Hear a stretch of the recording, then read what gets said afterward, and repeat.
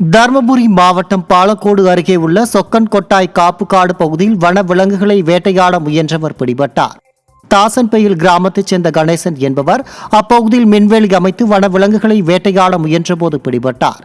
அவருக்கு 1,50,000 ரூபாய் அபராதம் விதிக்கப்பட்டது. இதுபோன்ற சட்டவிரோத செயல்களுக்கு வனத்துறையினரின் அலட்சியமே காரணம் என குற்றம் சாட்டப்படுகிறது.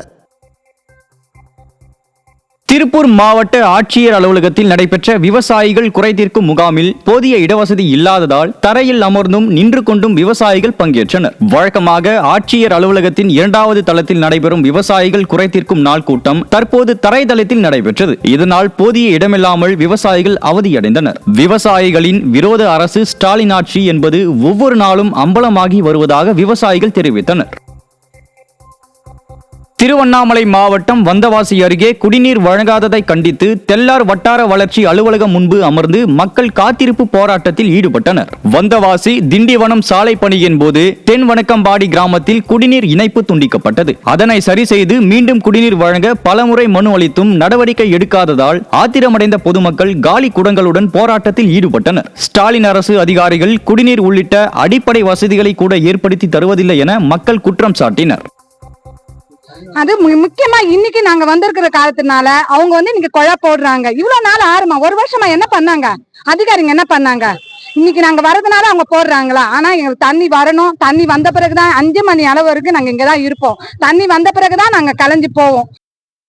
புதுக்கோட்டை மாவட்டம் கரம்பங்குடி அருகே 15 நாட்களுக்கு மேலாக குடிநீர் வராததால் கிராம மக்கள் ஆழ்துளை கிணறு குழாய்க்கு மாலை அணிவித்து கண்ணீர் அஞ்சலி செலுத்தினர். கேகேப்பட்டி கிராமத்தில் இருந்த 2 ஆழ்துளை கிணற்றின் மோட்டார்களும் பழுதாகி கடந்த 15 நாட்களுக்கு மேலாக கிராமத்தில் தண்ணீர் வரவில்லை என அப்பகுதி மக்கள் குற்றம் சாட்டியுள்ளனர். இதுகுறித்து அதிகாரிகளும் நடவடிக்கை எடுக்காததால் கிராம மக்கள் ஆழ்துளை கிணறு குழாய்க்கு மாலை அணிவித்து கண்ணீர் அஞ்சலி செலுத்தி போராட்டம் நடத்தினர். திறனற்ற திமுக அரசின் அலட்சியத்தால் தண்ணீரின்றி தவிப்பதாக கிராம மக்கள் வேதனை தெரிவித்துள்ளனர். எங்க ஊருக்கு 2 போர் இருந்தது. 2 போர்ல 1 வருஷம் இந்த ஒரு போர் ஓடல.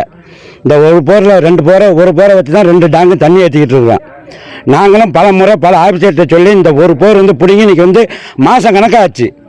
எல்லா அதிகாரிகளுக்கும் போன் பண்ணிட்டான். மாவட்ட ஆட்சித்தலைவருக்கு போன் பண்ணிட்டான், மாவட்ட கவுன்சிலருக்கு போன் பண்ணிட்டான், பஞ்சாயத்து யூனியனுக்கு பிடிஓட்ட கேட்டால் நான் பார்ப்போம், இந்த பார்ப்போம் அந்த பார்ப்போம்னு சொல்லி இந்த ஒரு போர் பிடிங்கே நெருக்கி 1 வருஷம் ஆச்சு.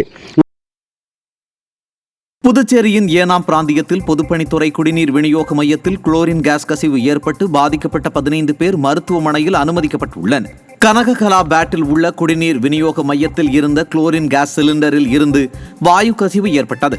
இதனால் பொதுப்பணித்துறை அதிகாரிகள் 3 பேர் உட்பட 15 பேருக்கு வாந்தி மயக்கம் ஏற்பட்டது.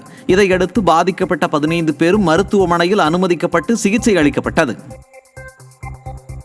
கன்னியாகுமரி மாவட்டத்தில் 2 வேறு பகுதிகளில் அரசு பேருந்தில் பயணிகளின் பணத்தை திருடிய 2 பெண்கள் சிக்கினர். தக்கலை பகுதியில் அரசு பேருந்தில் அஞ்சலி என்பவர் பயணி ஒருவரின் பையில் இருந்து 5,500 ரூபாய் திருடியுள்ளார். அதேபோல் தட்டான்விலை பகுதியில் சென்று கொண்டிருந்த அரசு பேருந்தில் கௌரி என்ற பெண்ணும் பயணியிடம் இருந்து 5,000 ரூபாயை திருடினார். இருவரும் பிடிப்பட்ட நிலையில் திருடிய பணம் பறிமுதல் செய்யப்பட்டது. விடிய ஆட்சியில் திருடர்கள் பெருகிவிட்டதால் தைரியமாக பேருந்தில் பயணம் கூட செய்ய முடியாத நிலை உள்ளதாக பயணிகள் வேதனை தெரிவிக்கின்றனர். திருச்சி மாநகராட்சிக்கு உட்பட்ட திருவளர் சோலை பகுதியில் அடிப்படை வசதிகள் செய்து கொடுக்காததை கண்டித்து திமுக கூட்டணியில் உள்ள இந்திய கம்யூனிஸ்ட் கட்சி சார்பில் காத்திருப்பு போராட்டம் நடைபெற்றது. தெருவிளக்கு, குடிநீர், பொது கழிப்பிடம், சாலை உள்ளிட்ட அடிப்படை வசதிகள் ஏற்படுத்தி தரக்கோரி பலமுறை புகார் அளித்தும் நடவடிக்கை எடுக்காததால் ஸ்ரீரங்கம் மாநகராட்சி அலுவலக வளாகத்தில் போராட்டம் நடைபெற்றது. ஸ்டாலின் அரசின் மாநகராட்சி நிர்வாகம் மக்களுக்கு நல்லது செய்வதில்லை என கூட்டணி கட்சியினரே கேள்வி எழுப்பும் அளவிற்கு திமுக ஆட்சி உள்ளதாக மக்கள் குற்றம் சாட்டுகின்றனர்.